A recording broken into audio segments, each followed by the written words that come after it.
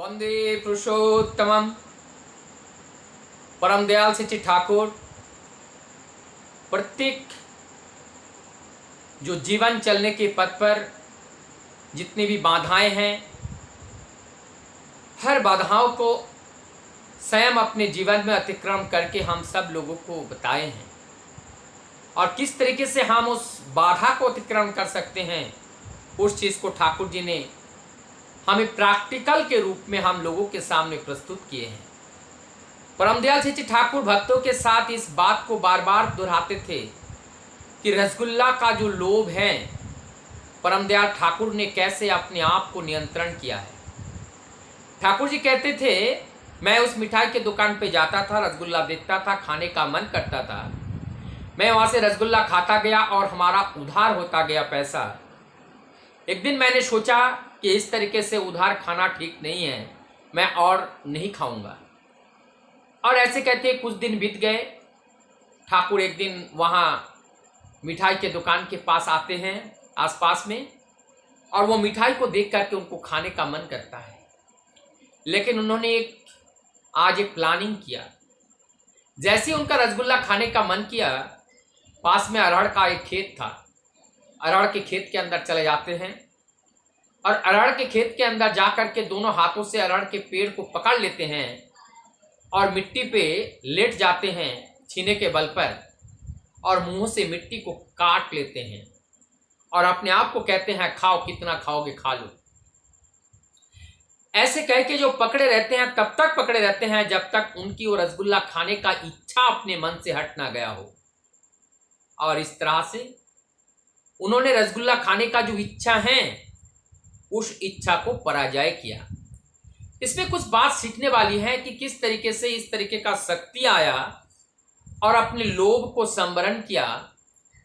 मतलब यह है, जब हम कोई कार्य करने के लिए निष्ठा के साथ हम ठान लेते हैं तो हर असंभव कार्य वो संभव हो जाते हैं। तो यहाँ पे निष्ठा की बात आई। तो जब निष्ठा की बात आई, परम दयाल ने निष्ठा के बारे में क्या बोला। जब परम दयाल से पूछा गया कि निष्ठा किस तरीके से हमारे जीवन में आती है, ठाकुर जी क्या कहते हैं, निष्ठा लाने का जो उपाय को ठाकुर जी कहते हैं, बोलते हैं कि ये निष्ठा का मतलब ये होता है कि जब हम सत्य के साथ, सत्य कार्य के साथ जब हम लगे रहते हैं, अपने आदर्श के साथ, वो भी सत्य है, तो अपने सत्य के साथ, आदर्श के साथ और उनकी निर्देश को पालन करने के लिए हम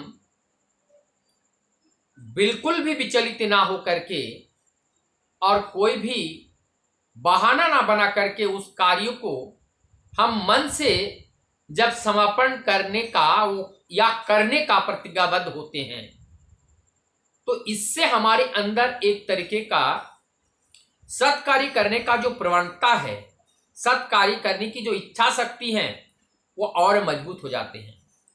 परम दयाल सच्चे ठाकुर यहाँ पे और एक चीज बोलते हैं, इग्नोरेंस हमें कभी नहीं करना चाहिए। इग्नोरेंस करना मतलब छोड़ देना, इस बात को ये छोड़ो, इस बात को छोड़ो यार, इस बात को छोड़ो। तो जब हम इग्नोरेंस करते हैं, इग्नोर करते हैं, ये इग्नोर कर दिया, वो इग्नोर कर दिया, जब छोटे छोटे बात को ये इग्नोर करते हैं तो हमारे जीवन में जैसे निष्ठा सही से नहीं आ पाती है। ये निष्ठा को लाने के लिए निष्ठा का उदाहरण के साथ हम देखने की अगर कोशिश करें, हम परम दयाल सच्चे ठाकुर जी के मंदिर में जाके बैठेंगे तो हमने सोचा कि आज जो कपड़ा मैं पहन के जा रहा हूँ, एक बार पहन करके मैंने खाना खाया, मैंने कहा छोड़ो कोई बात नहीं, इसमें तो कोई निशान नहीं है, ये पहन के चले जाएंगे, काम चल जाएगा। लेकिन यहाँ पे जब हमने एक बार इस तरीके से काम किया तो हमारे अंदर जो अस्खलित जो नेचर हैं वो बढ़ जाती हैं, हमारे अंदर जो एक पवित्रता का जो भाव है वो टूट जाती है और हमारे अंदर ये निष्ठा भी ब्रेक हो जाता है। हमने लैट्रिन पे गए, हमने कपड़े को चेंज नहीं किया और हम अपने आकर के कहीं मंदिर में बैठ गए। हमने कहा चलो कुछ बात नहीं, हमने तो बनियान चेंज किया है, ये तो बनियान तो चेंज कर लिया, ये नहीं किया, चल जाएगा। तो इस तरीके से छोटी छोटी बात को हम अपने कष्ट ना हो, और इसीलिए कष्ट से बचने के लिए हम छद्दामी तरीके से उसको हम अपने कायदा के मुताबिक हम उनको छोड़ते हैं, हम उनको जोड़ते हैं, इससे हमारा निष्ठा स्खलित हो जाता है। तो निष्ठा का मतलब है नियम नीति को बिंद मात्र भी हम उनसे विचलित हो करके या उनसे उल्टे पथ कर चल करके हम जीवन को नहीं चलाएंगे। निष्ठा का वास्तविक मतलब होते हैं कि उनके साथ लगे रहना, और लगे रहने का मतलब है ऐसे जैसे तैसे नहीं, एकदम पूरा पूरा 100% उनके उस कार्य को अपने जीवन दे करके उस कार्य को करना। और वहाँ पे कोई धोखेबाजी नहीं, ना कोई झूठ बोलना है, ना धोखा देना है, ना झूठ बोलना है, ना किसी को कोई लापरवाही करना है। हम कुछ नहीं करेंगे, हम ये सोचेंगे कि इसके बिना हमारा जीवन नहीं बचेगा। जिस दिन हम समझ जाते हैं कि हमारा इसके बिना कोई जीवन नहीं है, ठाकुर ही हमारा जीवन का सब कुछ है, उस दिन हमारा निष्ठा गाढ़ा हो जाते हैं। और जिस दिन हम समझ लेते हैं कि हमारी ये जो सांस प्रश्वास जो चल रही है, ये सांस में ही प्रभु विराजमान है, बिना सांस के हम अपने जीवन को नहीं चला पाएंगे, बिना सांस के हमारा जीवन का कल्पना ही नहीं कर सकते हैं।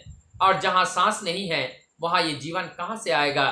तो इसीलिए हम इस सांस में ही हमारे प्रभु हैं, और ये प्रभु को जैसे हम सांस के बिना जीवन जी नहीं सकते हैं, इसी प्रकार हम प्रभु के बिना हम अपने जीवन को जी नहीं सकते हैं। इस तरीके की भावना हमारे अंदर तब आती है जब हमारे अंदर विश्वास भी 100% हो जाता है। जितना हमारा गहरा निष्ठा होता है, और निष्ठा तभी होते हैं जब हमारे अंदर विश्वास आते हैं, और विश्वास तभी आते हैं जब हम उस सत्य के प्रति लगे रहते हैं, कार्य करते रहते हैं, और प्रकृति हमें जब सहयोग करते हैं, हमारी जीवन की आवश्यकताओं को किसी ना किसी बहाने में वो परम पिता हमें पूरा करते हैं। जब ऐसे पूरा करते हुए हमें देखने को मिलते हैं, तभी उनके प्रति हमारा विश्वास जागृत हो जाते हैं, और जब विश्वास जागृत हो जाते हैं तब हमारा निष्ठा भी और बढ़ जाता है। और ये विश्वास का मतलब है उनके प्रति जब हम इस तरीके से जब कार्य करते हैं और उसमें हमारी अनुभूति होती है, और ये अनुभूति हमारी विश्वास को और गाढ़ा करती हैं, हमारी निष्ठा को और गाढ़ा करती हैं। जितना हमारी अनुभूति बढ़ती है, जितना कभी कभी ऐसा लगता है कि हमारे पीछे पीछे या हमारे आगे आगे दाएं बाएं हर जगह प्रभु हमारे साथ रह करके हमारी जीवन की हर आवश्यकताओं को किसी ना किसी रूप में किसी के माध्यम से वो पूरा करा रहे हैं, और वो स्वयं ही हमारे नियंता है, हमारा जीवन का नियंता है। वास्तव में ऐसा होता है जिस दिन हम प्रभु को ठीक ठीक विश्वास कर लेते हैं, हमारे जीवन के सब कुछ प्रभु सहजता के साथ वो करा लेते हैं, वो कर देते हैं। वंदे पुरुषोत्तम।